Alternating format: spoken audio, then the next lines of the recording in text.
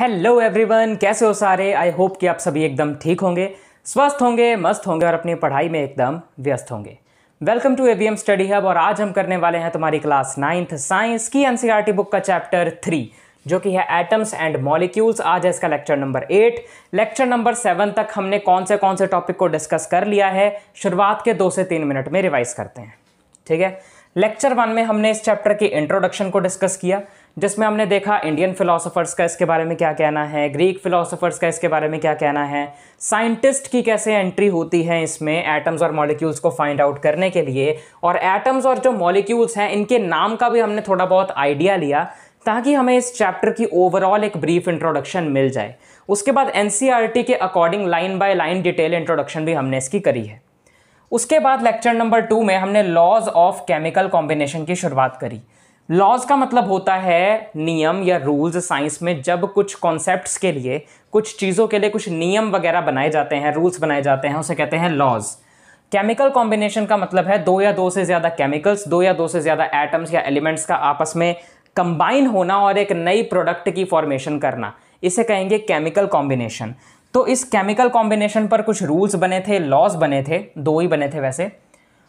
उसमें से जो पहला लॉ है that is law of conservation of mass, वो हमने लेक्चर 2 में डिस्कस कर लिया डिटेल में एक्टिविटी 3.1 के साथ। फिर इसका जो दूसरा लॉ था लॉ ऑफ डेफिनेट प्रपोर्शन, जिसका नाम लॉ ऑफ कांस्टेंट प्रपोर्शंस भी है, इसको हमने लेक्चर 3 में डिटेल में डिस्कस किया। फिर डाल्टन्स एटॉमिक थ्योरी के टॉपिक को लेक्चर 4 में हमने डिस्कस किया। एटॉमिक थ्योरी क्या होती है हमने डिस्कस कर लिया। डाल्टन्स जिन्होंने ये एटॉमिक थ्योरी दी, जिनका पूरा नाम है जॉन डाल्टन, इनकी लाइफ पर भी हमने थोड़ा सा डिस्कशन किया।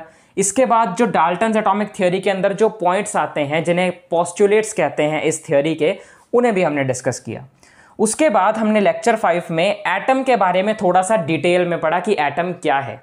एटम हर एक मैटर का एक बिल्डिंग ब्लॉक है, इसे कैसे मेजर किया जाता है, इसका साइज कितना होता है, कौन सी यूनिट में मेजर किया जाता है, सब कुछ डिटेल में इसमें पढ़ लिया। लेक्चर 6 में हमने अलग अलग एटम्स के अलग अलग सिंबल्स के बारे में पढ़ा कि आज कौन से सिंबल्स हम किन एटम्स के, किन एलिमेंट्स के लिए यूज करते हैं। और पहले डाल्टन जी ने जब निकाले थे इसके सिंबल्स तो वो क्या क्या थे। फिर लेक्चर नंबर 7 में हमने एटॉमिक मास को डिटेल में डिस्कस किया कि एटॉमिक मास जो है हमने उसको पहले एएमयू मानते थे, फिर आईयूपीएसी ने रिकमेंडेशन दी कि यूनिफाइड मास मानो। 1 यूनिफाइड कार्बन एटम के 1 मास के बराबर होता है और 1 एटॉमिक मास यूनिट कार्बन 12 के 1/12 मास के बराबर होता है। ये सब कुछ डिटेल में एटॉमिक मास के बारे में हमने पढ़ लिया। कार्बन 12 का आइसोटोप क्या होता है, स्टैंडर्ड रेफरेंस क्या होता है, रिलेटिव एटॉमिक मास क्या होता है, ये सब कुछ इसमें डिस्कस हो चुका है। आज लेक्चर नंबर 8 में, आज इस लेक्चर नंबर 8 में हम पढ़ने वाले हैं कि हाउ डू एटम्स एग्जिस्ट, कि जो एटम्स है वो कैसे पाए जाते हैं, किस रूप में पाए जाते हैं, ये हम आज देखने वाले हैं। तो ये थी अब तक की रिवीजन जो हम कर चुके हैं। नोट करना चाहो कर सकते हो। फिर लेक्चर 8 से शुरुआत करते हैं,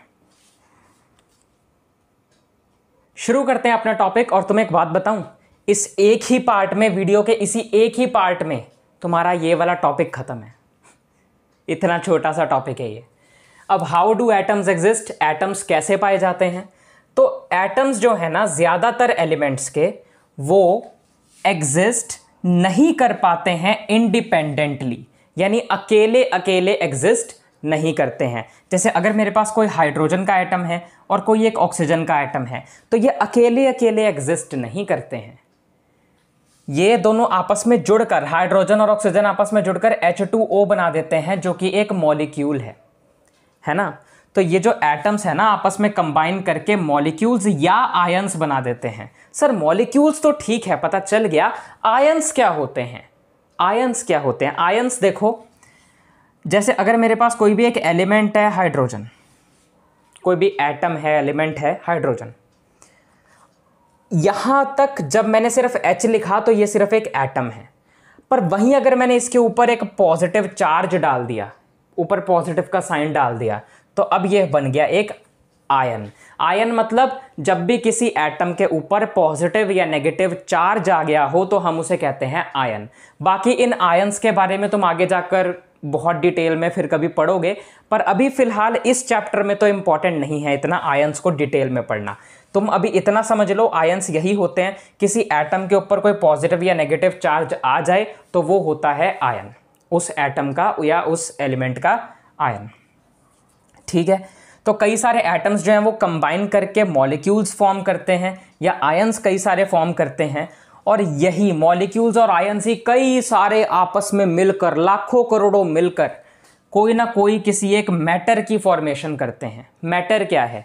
ऐसी कोई भी चीज़ जिसका कुछ ना कुछ भार है, जो कुछ ना कुछ जगह घेरती है, वो मैटर है। तुम्हें पता ही होगा, चैप्टर 1 भी मैटर पे बेस्ड था, चैप्टर 2 भी मैटर पे बेस्ड था। और अगर अभी भी तुझे मैटर नहीं आता है तो भाई तेरा मैटर क्या है, तू मैटर क्यों नहीं पढ़ रहा है? तो जाके मैटर पढ़ना यार, क्योंकि जब तक मैटर नहीं पढ़ेगा तो ये मैटर कैसे समझेगा तू? तो मैटर तो पढ़ना पड़ेगा, तो जाके मैटर पढ़ ले। मैटर क्या होता है? Anything that can occupy space and have mass is known as matter. वो हर एक चीज जिसका कुछ ना कुछ भार है और जो कुछ ना कुछ जगह घेरती है, वो मैटर है। सीधी सी बात है यार। अब बहुत सारे मॉलिक्यूल्स और आयंस लाखों करोड़ों मिलाकर एक मैटर बनाते हैं, जिसे हम देख सकते हैं, मैटर, जिसे हम फील कर सकते हैं, और जिसे हम या तो मैं कहूँ टच कर सकते हैं, वो मैटर है। बनता है मॉलिक्यूल्स और आयन से बहुत सारे कंबाइन होके, और ये मॉलिक्यूल और आयन बनते हैं एटम्स के कंबाइन होने की वजह से, क्योंकि एटम्स जो हैं अकेले अकेले एग्जिस्ट नहीं कर पाते हैं, वो साथ में कंबाइन होके एग्जिस्ट करते हैं। और जब कई सारे एटम्स आपस में कंबाइन हो जाएं तो वो मॉलिक्यूल या आयन बन जाते हैं, और कई सारे मॉलिक्यूल और आयन अगर साथ में कंबाइन हो जाएं तो वो मैटर बना देते हैं, जिसे हम देख सकते हैं, फील कर सकते हैं, टच कर सकते हैं। और मैटर के एग्जांपल अगर मैं बोलूँ तो हम ह्यूमंस मैटर हैं। अगर हम मैटर हैं सर, तो क्या हम मॉलिक्यूल से बने हैं? हाँ जी। क्या हम एटम से बने हैं? हाँ जी। सब कुछ मैटर है भाई। वो घर जिसमें तुम रहते हो वो मैटर है, वो कमरा जिसमें तुम बैठे हो वो मैटर है। बाहर निकलोगे, कहीं पर भी जाओगे, तुम्हारे आसपास में हवा होगी तो इवन की वो हवा भी मैटर है। जिस स्कूल में तुम पढ़ने जाओगे वो मैटर है, जिस स्कूल के कमरे में तुम बैठोगे वो मैटर है, जो तुम्हारी टीचर होगी वो मैटर है, जो तुम्हारा बोर्ड होगा वो मैटर है, जो तुम्हारा चौक होगा वो मैटर है, जो ये बोर्ड है वो मैटर है, जो ये ब्लैक मार्कर है ये भी मैटर है। सब कुछ मैटर है। हमारे आसपास में कितने मैटर चलते रहते हैं भाई। तो बस यार यही है टॉपिक, छोटा सा चुन्नू मुन्नू टॉपिक था, हमने कर लिया। एटम्स कैसे एग्जिस्ट करते हैं अगर तुमसे कोई पूछेगा तो तुम कहोगे कि भाई एटम बहुत सारे एलिमेंट्स के, सभी एलिमेंट्स के जो एटम्स हैं वो इंडिपेंडेंटली या अकेले एग्जिस्ट या पाए नहीं जाते हैं, क्योंकि एटम एक दूसरे के साथ कंबाइन हो जाते हैं, मॉलिक्यूल या आयन बना देते हैं कंबाइन होके, और फिर ऐसे ये मॉलिक्यूल और आयन बहुत सारे आपस में कंबाइन होके मैटर बना देते हैं, जिसे हम देख सकते हैं, फील कर सकते हैं, टच कर सकते हैं। तो ये रहा तुम्हारा हाउ डू एटम्स एग्जिस्ट का टॉपिक कंप्लीट हो गया। जाने से पहले चैनल के बारे में कुछ बातें बता दूं जो मैं हमेशा बताता हूं। अगर तुम इस चैनल पर नए हो तो इसी चैनल पर तुम्हारे क्लास 9th साइंस की एनसीईआरटी बुक का chapter 1 matter in surroundings, chapter 2 is matter around us pure, mathematics का chapter 1 number system, chapter 2 polynomial complete हो चुका है। इनके लिए chapter wise playlist AVM study hub के प्लेलिस्ट वाले सेक्शन में बन रखी है। Order wise, line wise lectures को उसमें अरेंज किया हुआ है, जाके पढ़ सकते हो।